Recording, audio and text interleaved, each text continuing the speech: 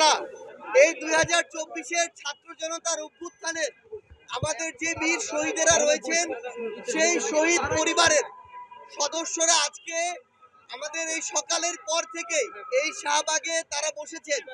আমরা আমাদের জায়গা থেকে যেটা মনে করি যে আমাদের শহীদ পরিবারের সদস্যরা আজকে তাদেরকে যদি এখানে এসে বসতে হয়, এটা আমাদের সবার জন্য একটি লজ্জার বিষয়।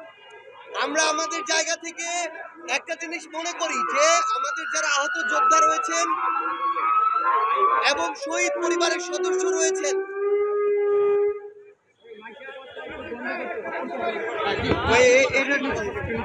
আমাদের যারা একটু শুরু করে প্লিজ, আমাদের যারা আহত যোদ্ধা রয়েছেন কিংবা আমাদের শহীদ পরিবার এখানে আজকে যারা সদস্যরা রয়েছেন, তাদেরকে এখন পর্যন্ত ফাউন্ডেশনের জায়গা থেকে একটা যে আর্থিক সহযোগিতা দেওয়া হয়েছে এটা খুব বড় কোনো সহযোগিতা না।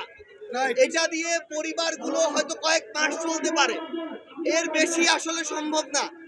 তো আমরা আমাদের জায়গা থেকে মনে করি যে সরকার তার জায়গা থেকে যত দ্রুত এই পদক্ষেপগুলো নিতে পারতো আমাদের শহীদ পরিবারের পাশে দাঁড়ানোর জন্য, তত দ্রুত তারা নিতে পারেনি।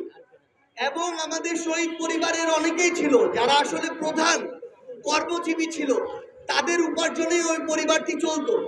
সেখানে তারা তাদের জায়গা থেকে তাদেরকে যত রকমের আর্থিক সহযোগিতা, কর্মসংস্থানের ব্যবস্থা করা, সম্মানের ব্যবস্থা করা কিংবা অন্যান্য যে সুযোগ সুবিধা, সেটা তারা তাদের জায়গা থেকে বিভিন্ন সময় আমাদেরকে বলেছে তারা সেটি করছে। কিন্তু এই যে দ্রুত করা এবং এটার বাস্তবায়ন দেখা আমরা আমাদের জায়গা থেকে এখনো প্রত্যাশিত দেখতে পাইনি। সেই জায়গা থেকে আমাদের শহীদ পরিবাররা আজকে এখানে এসেছিলেন, এটা আমাদের সবার জন্য একটি আসলে দুঃখের এবং একই সাথে লজ্জার বিষয়। তো আমরা আমাদের জায়গা থেকে শহীদ পরিবারদেরকে সাথে নিয়ে আমরা আমাদের যারা ছাত্র প্রতিনিধি সরকারে রয়েছে আমরা তাদের সাথে কথা বলেছি। আমরা তাদেরকে জানিয়েছি তারা আজকে আমাদের সাথে এ বিষয়ে আমাদের শহীদ পরিবার একটি প্রতিনিধি দলের সাথে কথা বলবেন। এরপরে আগামীকালকে যারা এই অভ্যুত্থানের সামনের সারিতে নেতৃত্ব দিয়ে এই অভ্যুত্থানের লড়াইয়ে ছিল, তাদের একটি টিমের সাথে আমাদের শহীদ পরিবার একটি টিম আগামীকালকে কথা বলবেন।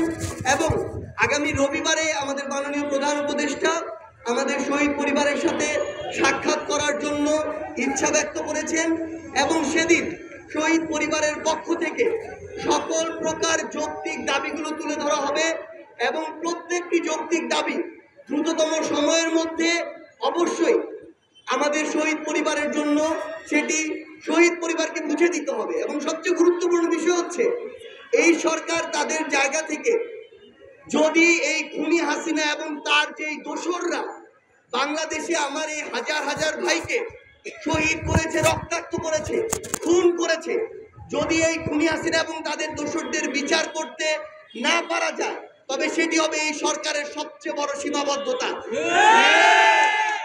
এবং এটি আমরা আমাদের জীবনের বিনিময় হলো এই অন্তর্বর্তীকালীন সরকারের সময় আমরা এটি আদায় করে নিব।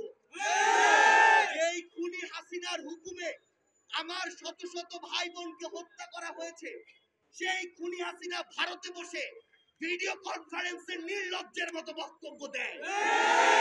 সেই খুনি হাসিনা হাজার হাজার ভাই বোনকে যখন আমার খুন করা হয় তার নির্দেশে, সেই খুনি হাসিনা তার সময় যখন শত শত হাজার হাজার গুম, হত্যা, খুন করা হয়, সেই খুনি হাসিনা এই বাংলাদেশে নির্লজ্জের মতো বিচার চায়। খুনি হাসিনার অবশ্যই বিচার হবে। খুনি হাসিনাকে এই বাংলাদেশে বিচার এনে এই বাংলাদেশে বিচার করা হবে এবং তার ওই বিচারের মঞ্চ হবে ফাঁসির মঞ্চ। আমরা স্পষ্ট করে বলি, দেশ এবং দেশের বাইরের যারা খুনি হাসিনাকে আশ্রয় দিচ্ছেন, প্রশ্রয় দিচ্ছেন, বিভিন্ন ভাবে প্রমোট করছেন, প্রত্যক্ষ এবং পরোক্ষ ভাবে, আপনাদেরকে এই বাংলাদেশের শহীদ পরিবার, আহত যোদ্ধারা ভুলে যায় নাই। আপনাদেরকে এই বাংলাদেশের তরুণ প্রজন্ম তারা কিন্তু ভুলে যায় নাই। তারা ওই অভ্যুত্থানে একসাথে ঐক্যবদ্ধ হয়ে রাজপথে নেমেছিল, প্রয়োজন হলে আবার রাজপথে নেমে আপনাদেরকে বিচার করা থেকে শুরু করে আপনার অস্তিত্ব কিভাবে এই বাংলাদেশে আপনার অস্তিত্ব নিয়ে আপনি চলেন সেটা আপনাকে বিচারের সম্মুখীন করে আপনাকে বুঝিয়ে দেওয়া হবে এই বাংলাদেশের শহীদ